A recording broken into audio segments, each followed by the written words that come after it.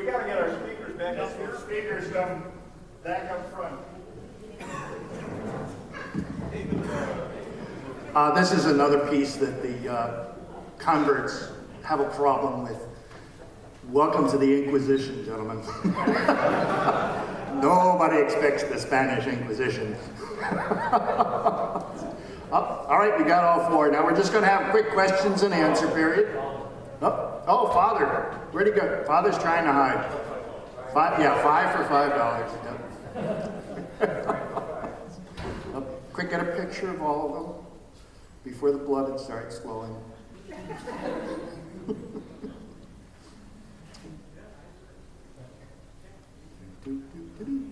No, I can't see anything, so it'll be easy to pick people to ask questions because I can't see anything now. Does anybody have a question for our lively group up here? Come on, somebody's got a question. Oh, here we go. We got a question right here. Mr. Oakes, apparently the Battle of Lepanto changed, maybe some people say in the course of history. I just wonder your viewpoint on that. The answer is yes. Islam, the Turks controlled the Mediterranean. They controlled it for 100 years. They were ready to attack Italy and specifically Rome. And they were fighting as a unit. The Pope tried to assemble a battalion, enough ships to counterattack, and he had no single army that he could call on.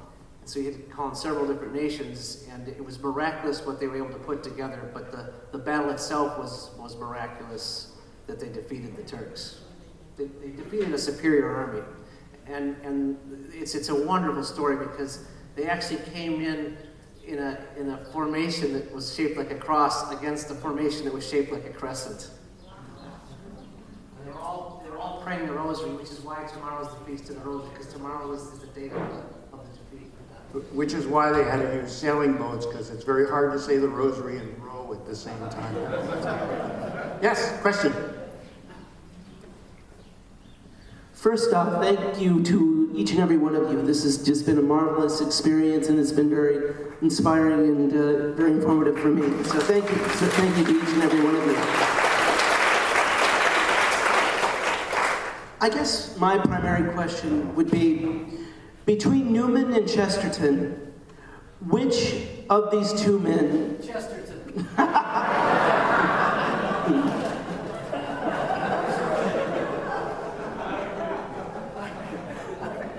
Between these two men, which one would you say is more beneficial in the hopes of conversions to the Catholic Church? And you want me to get between these two with that question? Let's see. Right here. I think that there's two distinct ways of answering that, and I'm going to be as diplomatic as possible. I like upsetting them. I try to do it at least once every conference, but I don't think I'm going to do it this time. Actually, I think that Newman's importance was historically. I think that the whole first wave of the Catholic cultural revival really begins with his conversion. So the whole second half of the 19th century is under Newman's giant influence. It makes Catholicism respectable for the first time, intellectually respectable for the first time for a couple of hundred years in England. So there was a whole wave of converts that came in that got the momentum going, and we're still living with that momentum. So that definitely, in that sense, Newman's achievement is phenomenal. But when I was one of my literary converts, it's equally clear that in the second phase of the Catholic cultural revival, Chesterton is the giant figure that so many people came in under his guidance. So we have that momentum carrying on. And today, I think, it seems we have Newman's influence is still very beneficial, particularly at the higher echelons of theological thought and philosophical thought. So in the academy, the Catholic Academy particularly, I think his influence is still very, very strong and very beneficial. Chesterton, it's probably the way Chesterton would have liked it, is actually having a much more of a populist, popular appeal. And this great Chesterton revival that Dale's done so much to instigate over here shows, you know, the power that Chesterton has to convert. So I think that both of them, but I think they're working in different areas now, so I think we can fudge the issue by saying they're not actually direct rivals.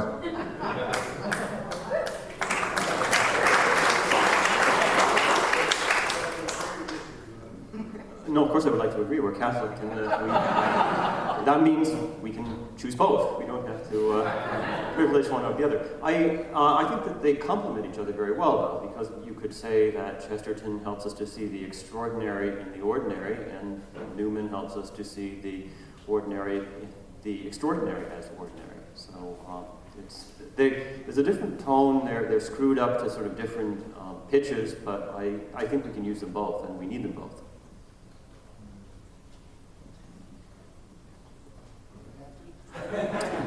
Chesterton. Probably one more if it's a good one, and then we should There seems to be such overwhelming and aggressive secularism in the world today, and I wonder if this is actually worse than in the past, and how do we account for it, and what can we do? Let's see, that sounds like a history question. and the historian is sitting here going,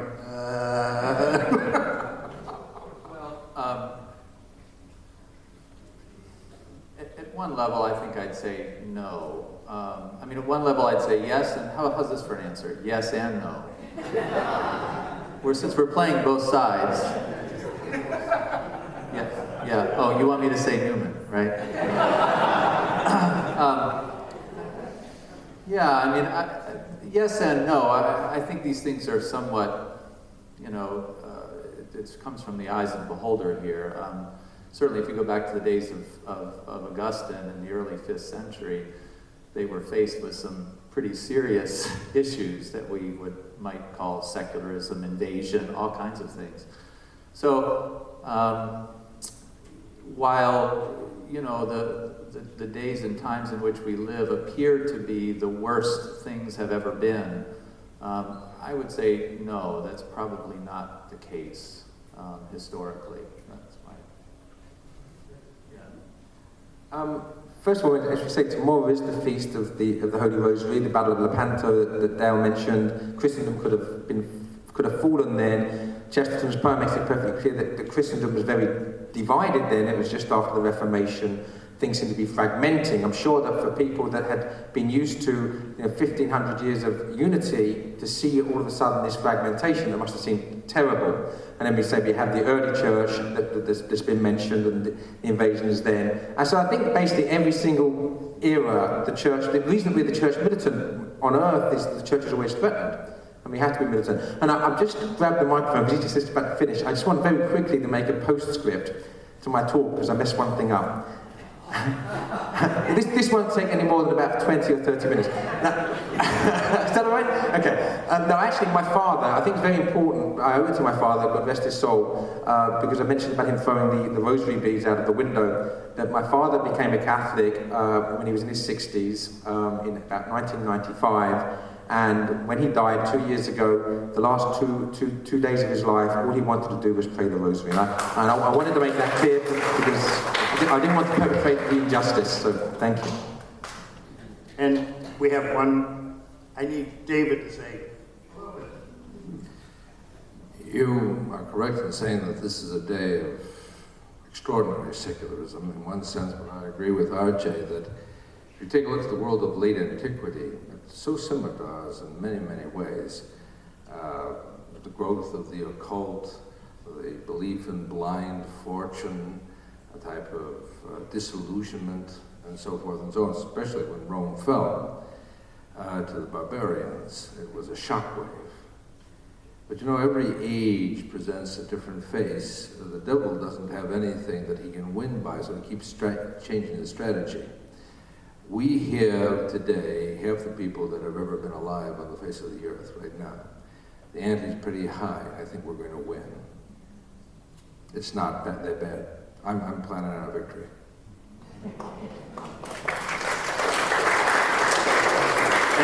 And since we have converts in here that have actually like read that Bible thing that they keep talking about, you know, they've already read the last chapter, so, you know, according to that, we win too. Anything else? Then I'll turn, oh, wait a second, just one more. Did Mr. Chesterton ever say or write anything in regard to the phantom apparitions in his lifetime? No, he's thinking about that. We haven't found any, I have never found a reference to Fatima, and I've been looking.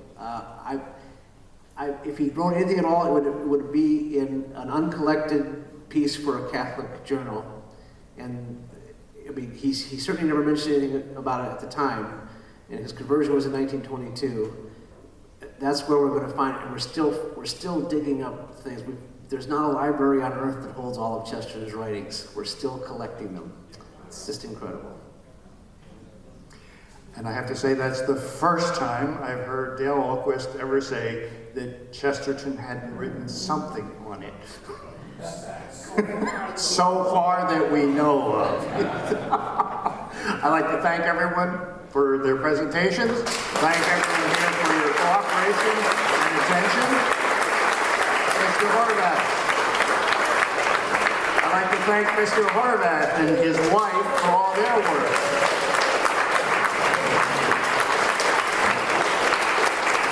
God bless. Until next time.